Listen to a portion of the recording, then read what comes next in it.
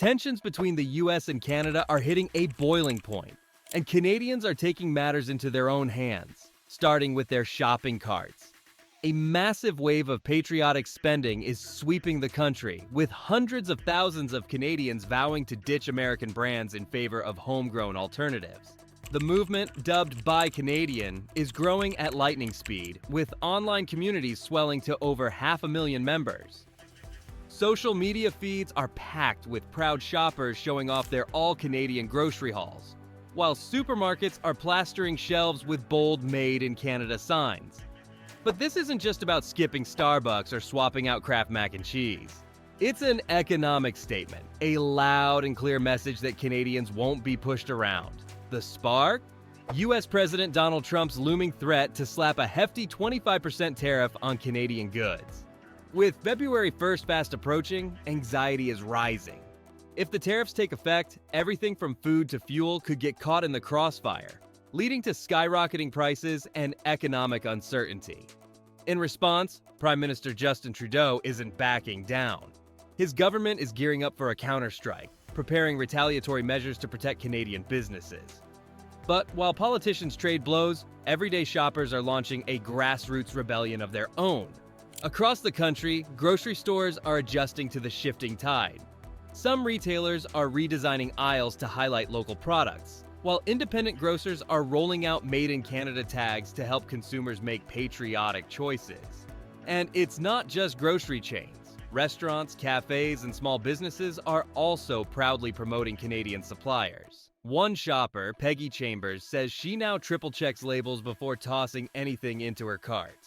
I've always tried to support Canadian products, but now it feels like a responsibility, she says. As long as it's not made in the US, I feel like I'm making a difference. Meanwhile, viral shopping guides are flooding social media, offering Canadians a clear-cut roadmap for avoiding American imports. The list pit big-name US brands against their Canadian counterparts, recommending homegrown snack foods, condiments, and household products over popular American staples like Campbell's Soup, Lysol, and Pepsi. But experts warn it's not always that simple.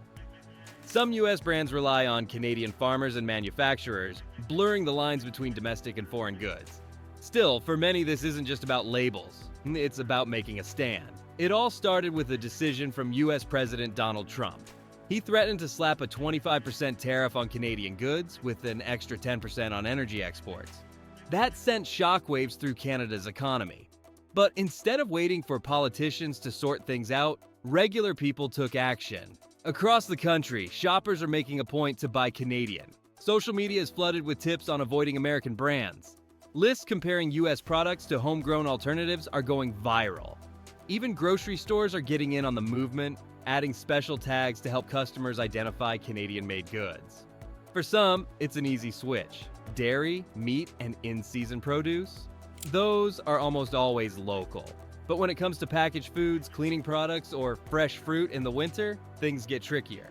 Ottawa resident Don Profit sums up the new mindset. If it's made in Canada, it's going in my cart. This shift in spending is about more than just groceries. It's an act of defiance, a way to send a message. Even Canadian officials are backing the movement. Prime Minister Justin Trudeau himself urged people to support Canadian businesses. Meanwhile, his government is preparing countermeasures against Trump's tariffs, targeting billions of dollars in American goods. But not everyone is celebrating. Some experts warn that buying Canadian isn't always as straightforward as it sounds. Many American brands rely on Canadian farmers and factories. Boycotting them could hurt local jobs without anyone realizing it. Sylvain Charlebois, a food industry expert, says the key is knowing where products actually come from.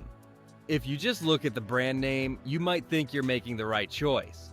But you could be cutting off Canadian workers without even knowing it. Still, many consumers are sticking with the movement, determined to make a difference. Peggy Chambers, a longtime supporter of Canadian goods, says the extra effort is worth it. It takes time, but I'd rather support my own country than put money in American pockets. Of course, not everything can be sourced locally. Canada's long winters mean that fresh fruits and vegetables often have to be imported. That's where another tip comes in: frozen foods. Many frozen fruits and veggies are packaged in Canada, making them a smart alternative when fresh options aren't available. Beyond the grocery aisles, the economic impact of this shift is massive. While Canadian farmers and manufacturers see a surge in demand, businesses that rely on U.S. trade are bracing for trouble. Pierre Oliver, who runs a model train company in St. Thomas, Ontario, is worried. His business depends almost entirely on American customers. If tariffs go into effect, he may have no choice but to raise prices, something that could drive customers away for good. And it's not just small businesses feeling the pressure. If the Buy Canadian movement keeps growing, major retailers may struggle to keep up with demand for local products. Prices could rise, choices could shrink. The ripple effects could touch nearly every corner of the economy. In the face of Trump's tariff threat, Canada isn't sitting back. Trudeau's government is preparing to hit back with tariffs of its own, targeting billions in U.S. exports. The strategy? Focus on goods from politically sensitive states, things like Florida orange juice and Kentucky bourbon. The idea is to put pressure on Trump's allies, making them rethink the trade war. But it's not just about shopping habits or taxes. The tension is spilling over into everyday life. Reports have surfaced of Canadian crowds booing the U.S. national anthem at sports events. Some people say they feel betrayed by their southern neighbor, a country that was supposed to be an ally. Energy is another powerful bargaining chip.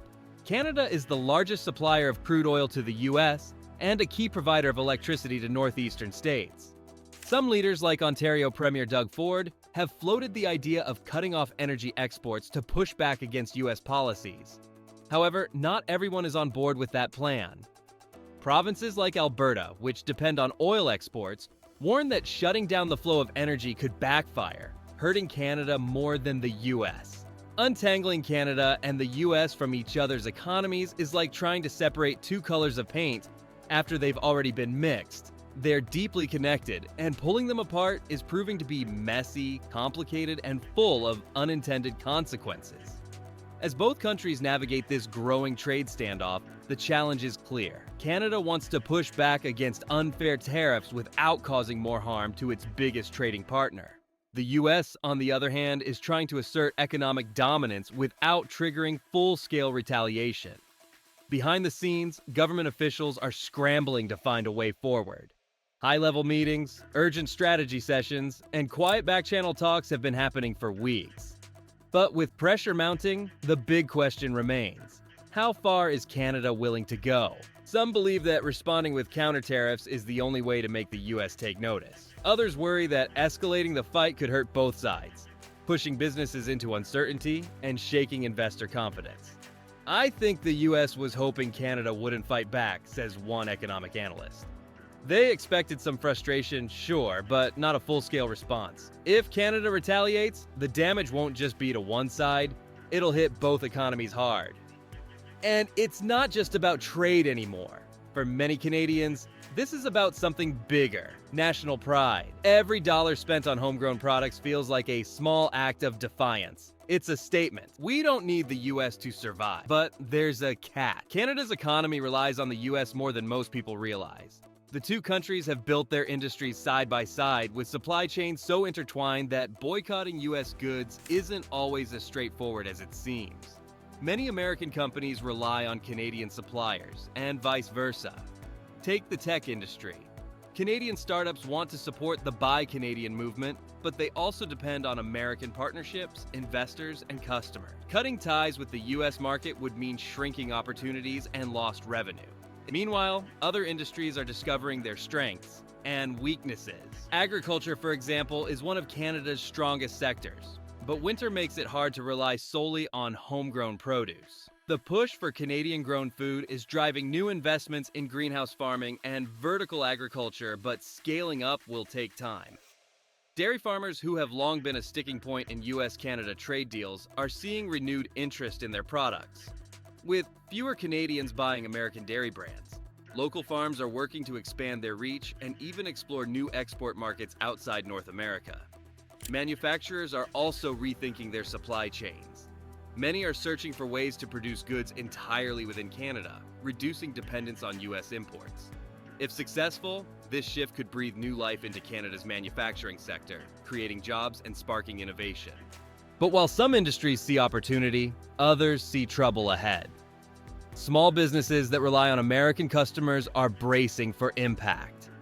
If tariffs go into effect, price increases could push their products out of reach for U.S. buyers, putting their livelihoods at risk.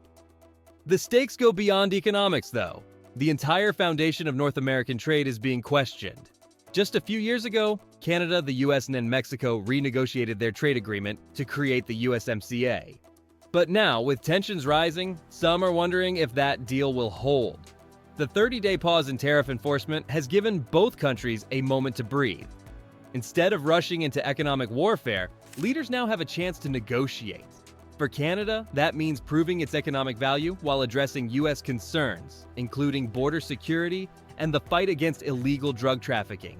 The economic relationship between Canada and the United States is like a long-standing marriage, built on trust, mutual benefit, and a whole lot of shared history.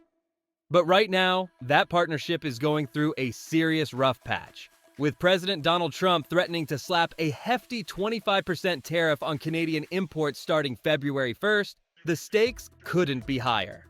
Canadian officials are scrambling to respond, knowing that this move could shake the foundation of North America's trade system.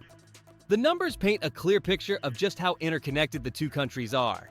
Every single day, roughly $3.6 billion worth of goods flow across the border. Millions of Canadian jobs depend on exports to the U.S., while American businesses rely heavily on Canadian resources. But with trade tensions reaching a boiling point, both sides are bracing for impact. In Canada, political leaders aren't holding back. Conservative Party leader Pierre Poilievre has taken an aggressive stance, warning that a trade war would hurt both nations. But if it comes to that, Canada won't hesitate to strike back. If the U.S. is going to play hardball, we have no choice but to respond, he said in a recent interview. We can take our business elsewhere, and we will. He's not just talking about tariffs. He's pushing for a complete economic shift. His plan? Reduce reliance on American imports, strengthen Canada's internal trade, and invest in energy independence. Part of that vision includes reviving the idea of a national pipeline to move Canadian oil from west to east, ensuring the country isn't forced to sell resources at a discount or pay a premium to import from other countries. It's common sense, Poilievre argued. Why are we losing money shipping oil abroad when we could be supplying our own refineries? His words have struck a chord with many Canadians who feel the country has been too dependent on U.S. trade policies. Prime Minister Justin Trudeau's government is also preparing to respond, though their approach has been more measured. While officials have hinted at countermeasures, including tariffs on American goods, they're also exploring ways to de-escalate the situation before it spirals into a full-blown trade war. But for many Canadians, this isn't just about politics, it's about pride. The Buy Canadian movement has taken off like wildfire, with more people than ever choosing homegrown products over American brands. Grocery stores, businesses, and even small-town markets are rebranding themselves with a patriotic edge, encouraging shoppers to support local industries. And while this shift in consumer behavior might seem like a short-term reaction, some experts believe it's here to stay. The more Canadians focus on building a self-sustaining economy, the less leverage the U.S. has over us, said one trade analyst. It's not just about avoiding tariffs, it's about long-term economic independence. At the heart of the debate is a bigger question. Can Canada afford to play hardball with its biggest trading partner? Or does it need to find a way to mend fences before both sides suffer irreparable damage? With the 30-day negotiation window ticking down, the world is watching to see what happens next. If you enjoyed watching this video, be sure to hit that like button and don't forget to subscribe.